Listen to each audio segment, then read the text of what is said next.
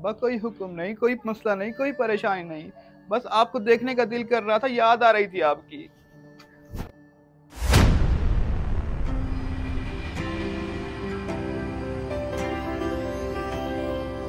खैर तो है रिजवान भाई, ऑफिस के बाहर क्यों ठहरे हैं? क्या बताऊं समीर भाई, सुहेल साहब ने कॉल किया ऑफिस के बाहर आ जाओ, मैं 5 मिनट में आ रहा हूँ। लेकिन आधे घंटे से ऊपर हो गए, अभी तक नहीं आए। शायद किसी काम में फंस गए होंगे, इस वजह से देर हो रही है। आप टेंशन ना लो, अभी आ जाएंगे वो। और नहीं यार, बड़े अफसर ऐसे ही होते हैं, वो चाहते हैं बंदा हमारे लिए पहले ही हाजिर हो। मेरा सारा काम पेंडिंग पड़ा है, वो कौन करेगा? मेरा कोई एक मसला थोड़ी है, घर के और भी मसले हैं। अच्छा अच्छा भाई, परेशान ना हो, दफ्तरों में तो ऐसा होता रहता है, अफसरों को खुश करना पड़ता है। बाकी घर के क्या मसले हैं? ओ भाई, कोई एक मसला हो तो बताओ। मुझसे तो अब्बा जी नहीं संभाले जाते, हर वक्त कोई ना कोई काम निकल आता है उनका। अब जब मैं ऑफिस आ रहा था तो बेटा बात सुन, वो मेरी दवाइयाँ ख़त्म हो गई हैं, वो तो ला दे। अब्बा जी, आपका मसला क्या है? क्यों मुझे परेशान करते रहते हैं? आपको अब दवाइयाँ याद आई हैं जब मैं ऑफिस जा रहा हूँ? बेटा वो मुझे याद तो थी, लेकिन तू कल देर से आया था ना और थका हुआ भी था, तो इसलिए मैंने तुझे रात को नहीं कहा। अब तू ऑफिस के लिए तैयारी कर रहा था तो इसलिए तुझे परेशान नहीं किया। अगर ला देगा तो तेरी मेहरबानी होगी। बस करें अब्बा जी, बहाने ना बनाएं। अभी मेरे पास वक्त नहीं है, ना ही मेरे पास पैसे हैं। दवाइयों के खर्चे कर करके मैं तो तंग आ गया हूँ। बेटा मैं भी तुझ पे बोझ नहीं बनना चाहता। दवाइयों के पैसे तो हैं मेरे पास, लेकिन कोई मसला नहीं, तू जा ऑफिस, खैर है, मैं देख लूँगा। जा, शाबाश।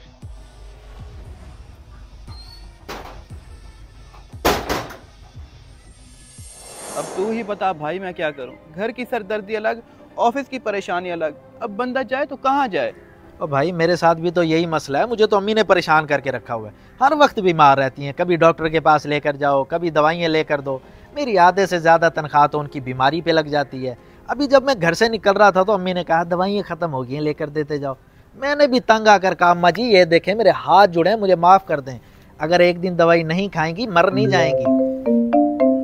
देखा, याद किया और आ गई उनकी कॉल। अम्मी जी आपको आखिर मसला क्या है? अभी मैं ऑफिस पहुंचा नहीं, आपकी कॉल आ गई है। क्या बकवास कर रहा है तू? अभी तो मैं मिलकर आ रहा हूँ, बिल्कुल ठीक थी। खैर तो है भाई, क्या हुआ है? ये यार मेरी अम्मी फौत हो गई हैं।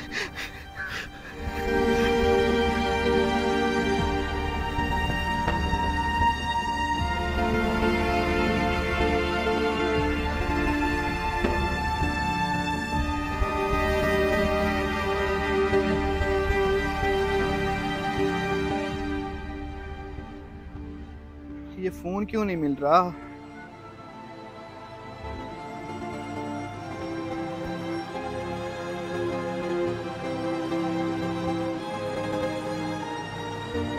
अल्लाह खैर करे, फोन ही नहीं मिल रहा।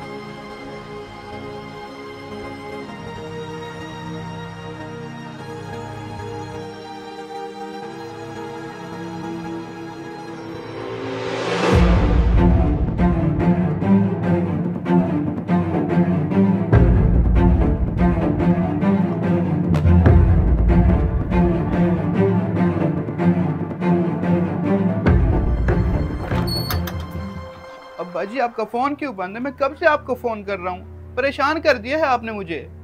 खैरियत तो है बेटा, इतना क्यों परेशान है? वो मेरे मोबाइल की चार्जिंग ख़त्म हो गई थी तो चार्जिंग पे लगा के दवाई लेने गया था। अभी अभी आया हूँ, बैठ के दवाई खाई है। हुक्म कर, क्या मसला है, क्या परेशानी है, बता मेरे बेटे। अब्बा कोई हुक्म नहीं, कोई मसला नहीं, कोई परेशानी नहीं। बस आपको देखने का दिल कर रहा था, याद आ रही थी आपकी।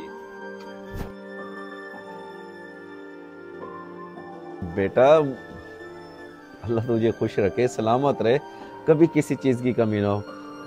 लेकिन बेटा तू तो बड़ी जल्दी में ऑफिस गया था, फिर अचानक तुझे मेरी याद कैसे आ गई?